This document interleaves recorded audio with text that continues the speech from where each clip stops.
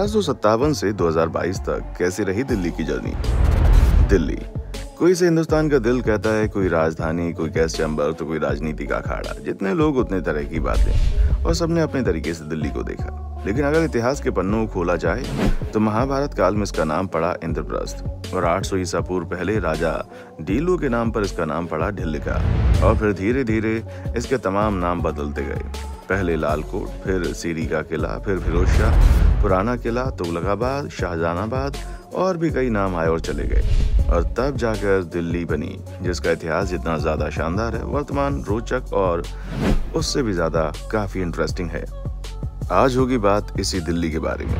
खैर, दिल्ली को किसी भी नाम से पुकारो, लेकिन ये बात तो सच है कि दिल्ली ही हिंदुस्तान के सुल्तानों की राजधानी रही है। राजधानी दिल्ली की राजनीति आज की नहीं बल्कि सल्तनत काल से शुरू है और आज भी चलती आ रही है। दिल्ली ने पिछले हजारों सालों में कई राजाओं का राज देखा, तोमर, सैयद, लोधी और फिर मुगल। हजारों सालों से दिल्ली में राजवंश बदलने का कारण रही है राजनीति। सत्ता की भूख में राजनीतिक जंग के चलते दिल्ली इतिहास में 7 बार उजड़ी और 7 के साथ इसे दोबारा से संवारा गया। कहा जाता है जब तैमूर दिल्ली आया तो उसने यहाँ पर इतना कत्लेआम मचाया कि दिल्ली की सड़कें खून से लथपथ हो गई थी। इस कत्लेआम में दिल्ली में लगभग 50,000 लोगों ने अपनी जान दे दी। दिल्ली के इतिहास का वो सबसे बड़ा कत्लेआम था। और अगर इतिहास को किनारे कर दिया जाए तो आज से लगभग 150 साल पहले यानी कि 1857 की दिल्ली में भी राजनीति ने अपना जोर पकड़ रखा था, जहां अंग्रेजों ने आखिर मुगल बहादुर शाह जफर को दिल्ली से वापस रवाना किया और फिर वो कभी भी दिल्ली वापस न लौट पाए।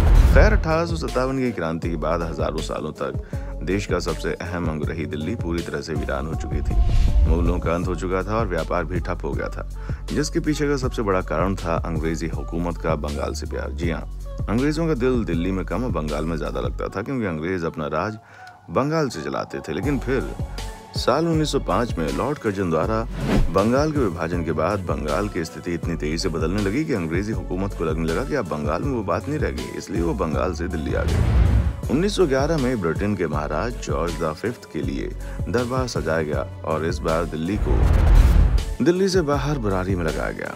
और इसी दरबार के दौरान 12 दिसंबर 1911 को किंग जॉर्ज द 5th ने देश की राजधानी कोलकाता से दिल्ली शिफ्ट करने का निर्णय किया, जिसके बाद 15 दिसंबर 1911 को पुरानी दिल्ली के पास नई दिल्ली की नींव रखी गई।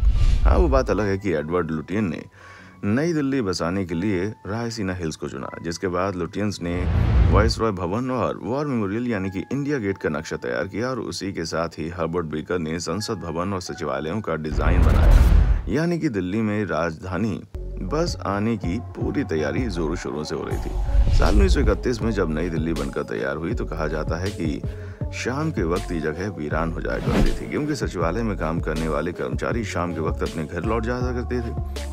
नई दिल्ली में गिनती कुछ लोग मौजूद होते थे, ना कोई शोर शराबा, ना लोगों का हुड़दंग, ना ही सड़कों पर चलने वाली गाड़ियां। नई दिल्ली में कुछ भी पुरानी दिल्ली जैसा नहीं था। लेकिन जैसे जैसे हम 1947 की तरफ बढ़ते गए, वैसे ही आज़ादी के आंदोलनों में दिल्ली ने अपनी जगह बनानी शुरू कर दी, जिसकी वजह से दिल्ली भारत के नक्शे में फिर से अपना वही अस्तित्व, वही वजूद बनाने में कामयाब हो गई जो कभी शहंशाह के समय में हुआ करता था। दिल्ली की रौनक उसे वापस मिल गई, लोगों के बीच दिल्ली की अहमियत फिर से बढ़ गई, दिल्ली पूरी तरह से संभल चुकी थी।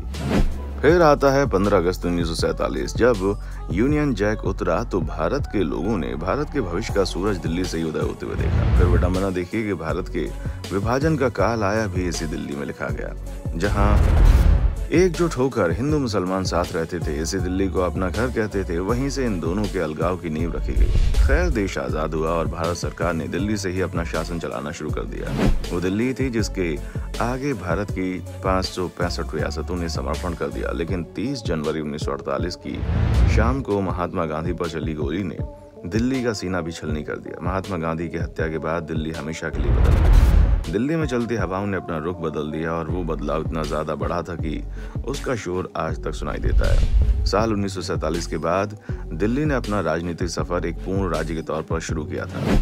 27 मार्च 1952 में दिल्ली में पहले विधानसभा चुनाव हुए, जिनमें 4 राजनीतिक दलों और इंडिपेंडेंट उम्मीदवारों ने हिस्सा लिया था। उस वक्त दिल्ली में पूरी 48 सीटों पर चुनाव लड़ा गया, जिनमें से 39 सीटें जीतकर कांग्रेस ने दिल्ली में पहली सरकार बनाई और दिल्ली के पहले मुख्यमंत्री बने चौधरी ब्रह्म प्रकाश। लेकिन स्टेट रीऑर्गेनाइजेशन एक्ट के तहत साल 1956 में तत्कालीन कांग्रेस सरकार ने राज्यों की सीमाओं का निर्धारण किया, जिसके बाद 1 नवंबर 1956 को दिल्ली से राज्य का दर्जा छीनकर उसे एक यूनियन टेरिटरी घोषित कर दिया।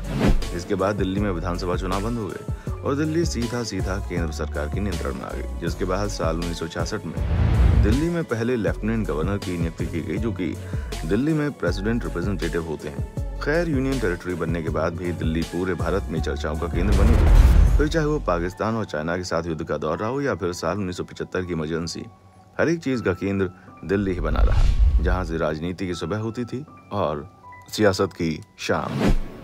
1977 में जब मोरारजी देसाई देश में पहली बार गैर कांग्रेस सरकार बनाकर आए, तब दिल्ली की सड़कें उस सरकार के स्वागत में भरी पड़ी थीं। लेकिन साल 1984 में जब इंदिरा गांधी जी की उन्हीं के गार्ड्स द्वारा गोली मारकर हत्या कर दी गई, तब आज़ादी के बाद दिल्ली में सबसे बड़ा कत्लेआम भी देखने को मिला।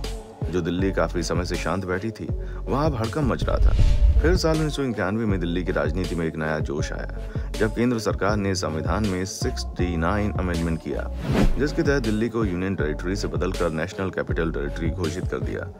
इस अमेंडमेंट के तहत कुछ चीजें बहुत ज्यादा अहम थी, जैसे कि दिल्ली में 70 असेंबली सीटों पर चुनाव लड़ा जाएगा। देश की राजधानी दिल्ली का मुखिया जनता द्वारा चुना गया एक मुख्यमंत्री होगा, लेकिन दिल्ली का प्रशासन गवर्नर के अधीन होगा।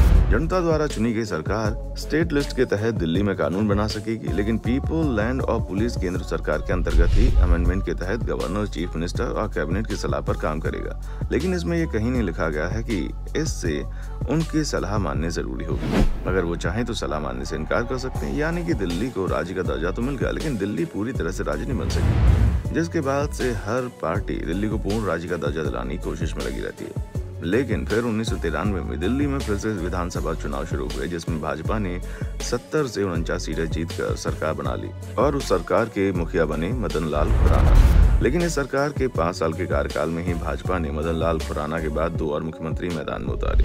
1996 में साहित्य सिंह वर्मा को मदन लाल खुराना की जगह मुख्यमंत्री बना दिया गया। फिर साल 1998 में चुनाव से ऐन पहले 12 अक्टूबर 1998 को सुषमा स्वराज जी को मुख्यमंत्री की गद्दी पर बिठा दिया गया। लेकिन फिर प्याज की कीमतें आसमान छूने लगी, जिसकी वजह से दिल्ली से भाजपा की सरकार पर लोगों का विश्वास उठने लगा।